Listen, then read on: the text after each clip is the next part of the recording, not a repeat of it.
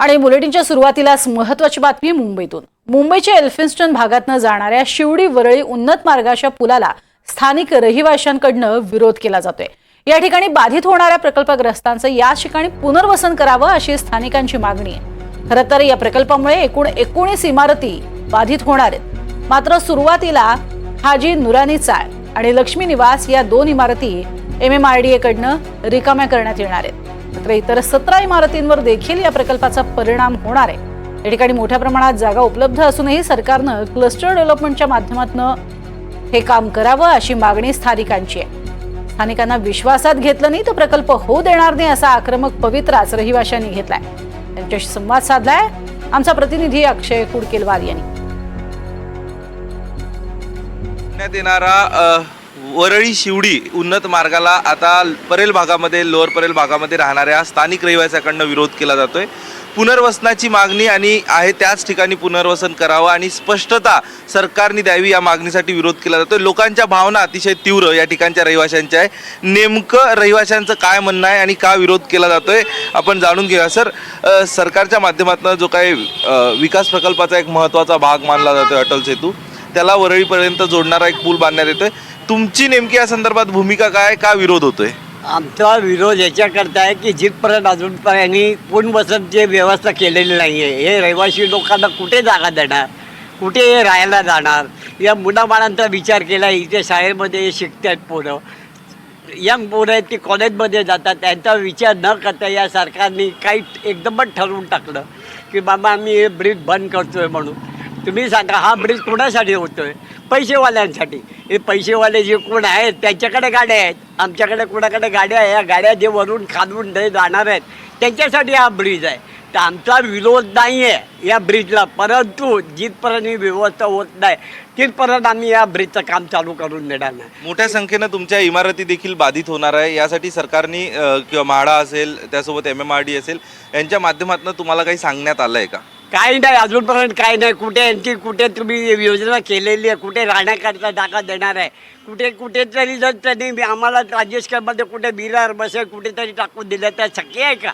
जाणं शक्य आहे? लोकांच्या नोकऱ्या इथे चालू आहेत, लोकांचे धंदे चालू आहेत इथे, तर आम्ही लोकांनी काय करावं? तुम्ही बघितलं असेल दिला रोडची परिस्थिती काय। 2 वर्षासाठी सांगून त्यांनी 8 वर्षांनी 9 वर्ष लावले। ही सरकार आहे, ही सरकार म्हणजे फक्त या जनतेला पिळते। हे त्यांचा धंदा आहे, बस दुसरं काही नाही। या पोटाऱ्या लोकांना जर नोटा मिळाल्या की ते आपल्या कामाला पुढे जातात। तर तुम्ही या गोष्टीचा विचार करा।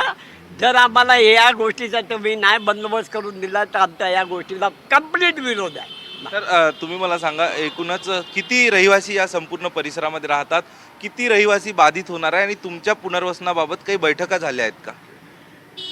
आता सांगायचं म्हणजे आमच्याकडे जवळजवळ 300-350 जे कुटुंब आहेत ते या प्रकल्पात बाधित होणार आहेत। पहिले 19 बिल्डिंग होत्या आणि हा ब्रिज मूळचा हा ब्रिज 40 वर्षापूर्वीचा प्रकल्प आहे। वाहतूक कोंडी समस्या दूर करण्यासाठी एल्फिन्स्टन पुलाचं रुंदीकरण, ते काही पुनर्वसनाच्या ह्याच्या अडचणीमुळे तो अडकला होता। आणि ह्या आता 2017 साली आम्हाला जनसुनावणीसाठी बोलवण्यात आलं की MMRDA आता हा जो कनेक्टर बांधते। मी 2017 सालापासून आम्ही याच्या प्रयत्नात आहोत की आमचं पुनर्वसन, आम्हाला ह्या प्रकल्पाला विरोध नाही आहे, बिलकुल नाही कोणाचाही रहिवाशांचा, कारण एक चांगली गोष्ट आहे। पण आमचं विरोध यासाठी आहे की आमचं पुनर्वसन योग्य रीतीने होत नाही आहे। आता 1940चं पुनर्वसन व्हायचं होतं पण ते टाळून त्यांनी आता फक्त 2च बिल्डिंग घेतले आहेत बाधित, पण त्यांचंही पुनर्वसन अजून योग्य रीतीने झालेलं नाही आहे। अजून त्याबद्दल बोलणी चालू होती सतत। आम्ही आमच्या विद्यमान आमदार आहेत कोळंबकर साहेब, त्यांच्या माध्यमातून आम्ही जवळजवळ 50-60 मीटिंग झाल्या, पण अजून हे पुनर्वसनाचं तो ठोस आम्हाला काही दिलेलं नाही आहे। तुमची काय मागणी आहे पुनर्वसनासंदर्भात? कुठे पुनर्वसन झालं पाहिजे आणि एकूणच कुर्ल्याला किंवा ग्रँड रोडला या ठिकाणच्या नागरिकांना हलवण्यात येईल असं देखील सांगितलं जातं आहे। पुनर्वसन हे प्रत्येक विभागाच्या जागेवरच झालं पाहिजे। इथे जागा आहे, आमचे जे विद्यमान आमदार आहेत ते पूर्ण प्रयत्न करतात या गोष्टींसाठी, पण प्रशासनामध्ये सुसंवादाचा अभाव असल्यामुळे या गोष्टी मार्गी लागत नाही आहेत। या ब्रिजची जी डिझाईन नवीन केलेली आहे ना, त्याच्यामध्ये असं आहे की आमच्या पूर्ण 19 इमारती जोपर्यंत घेणार नाही तोपर्यंत हा ब्रिज होऊ शकत नाही 4 पदरी। तरीही ते आता 2 पदरी खालती बांधून वरती 4 पदरी बांधतायत। म्हणजे हा अगोदरच एवढा बॉटलनेक आणि रहदारीचा रस्ता आहे, तो अजून जास्त त्याच्यामध्ये हे लोक त्रास वाढवणार आहेत आणि त्रास आमचाही वाढणार आणि प्रशासनावरही त्याचा भार येणार आहे. तर तो या गोष्टींमध्ये सुसंवादाच्या अभावामुळे हे लोक एकत्र बसत नाही आहेत आणि सर्व रहिवाशांचं नुकसान होतं. ताई, तुम्ही मला सांगा, तुम्ही कुठल्या परिसरामध्ये राहणार आहात, कुठल्या इमारतीमध्ये, आणि एकूण हा पूल इथे गेला असं सांगितलं जातं की 19 इमारतींना परिणाम होणार आहे, मात्र सरकार फक्त 2च इमारतींचा विचार करते. कशा पद्धतीने यावर परिणाम होणार आहे? प्रथम म्हणजे हाजी नुरानी चाळमध्ये आमचं शॉप आहे. स्थानिक रहिवासी आज गेली 5 पिढ्यांपासून आम्ही एकत्र आहोत. आम्ही एकत्र आमचे कार्यक्रमसुद्धा होतात आणि आम्ही सगळे कनेक्टेड आहोत. एकमेकांचा ऋणानुबंध तेवढा स्ट्रॉंग आहे. प्रश्न असा येतो की जेव्हा 2018पासून हे जे प्रकरण आहे हे मार्गीस लागण्यासाठी बरेच सरकारातनं पण मिटिंग्स झाल्या आणि कालिदास कोळंबकर, राहुल शेवाळे यांच्याबरोबर मुख्यमंत्री जे आत्ताचे सद्यस्थितीतले उपमुख्यमंत्री आहेत त्यांच्याबरोबर सुद्धा मिटिंग झाल्या. आज त्या मिटिंगमध्ये सह्याद्रीवर त्यांनी स्पष्ट जेव्हा सांगितलेला निर्देश दिले होते की म्हाडाने बिल्डिंग द्याव्यात, त्या बिल्डिंग परस्पर त्यांनी त्या दुसऱ्यांना दिला रहिवाशांची. तिथे पुन्हा त्यांनी गळचेपी केली. या पूर्ण इथून पलीकडे जो ब्रिज जातो, या ब्रिजमध्ये पहिला होणाऱ्या 19च्या ऐवजी आता फक्त 2 बिल्डिंग बाधित होत आहेत. त्याच्यातली मी रहिवाशी आहे, त्याच्याबरोबर लक्ष्मी निवासी हे सगळे रहिवाशी आहेत. प्रश्न असा आहे की आम्हाला कोणत्याही प्रगतीच्या वाटेवर आमचा विरोध नाही आहे. आज या ठिकाणी एलिव्हेटेड मार्ग करता आहेत, कोणासाठी करता आहेत? प्रगतीच्यामध्ये आम्ही आधी पण सांगितलेलं होतं की आम्हाला त्याचा विरोध नाही, पण जेव्हा तुम्ही एखादी गोष्ट घेता त्यावेळेला तुमचं पूर्वनियोजन आधीपासून झालेलं आहे. आज या एरियामध्ये 1.5मध्ये तुम्ही जेव्हा सांगता की रेडियसमध्ये तुम्हाला देणार, त्या रेडियसमध्ये जर तुम्ही 5-5 पार्किंग लॉट काढू शकता तर तुम्ही ह्या रहिवाशांसाठी तुम्ही 1 किंवा 2 बिल्डिंग्स बांधू शकला असतात. परंतु तो त्यांनी कधीच त्या गोष्टीचा विचार बारकाईने केला गेला नाही आहे.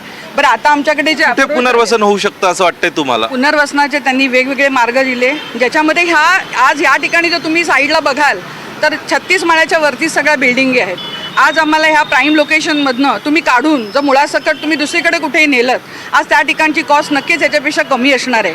आम्ही वेगवेगळ्या तऱ्हेने त्यांना समजून सांगितलेलं की जेव्हा तुम्ही पुनर्वसन कराल तेव्हा या बाधित लोकांना किंवा इथल्या सिनियर सिटीजनना, ह्या लहान मुलांच्या शाळा कॉलेजेस सगळे इकडे असताना आम्हाला या एरियामध्ये तुम्ही एक तर घर द्या, नाहीतर त्याचं असं करा की आम्हाला तुम्ही घर घेऊन द्या की जेणेकरून इथून आम्ही हलवून जाणार नाही. आज असाच मराठी टक्का इथून सगळा कमी होत चाललेला आहे. या टॉलेजंग इमारतीमध्ये संपूर्णपणे ज्यांचं जे परप्रांतीय म्हणू शकत नाही, पण जे काही आपलीच लोक आहेत, अमराठी लोक आहेत, त्यांचं इथे वास्तव्य आहे. आज ह्याच्यामधनं मराठी टक्का किती कमी होतो आहे.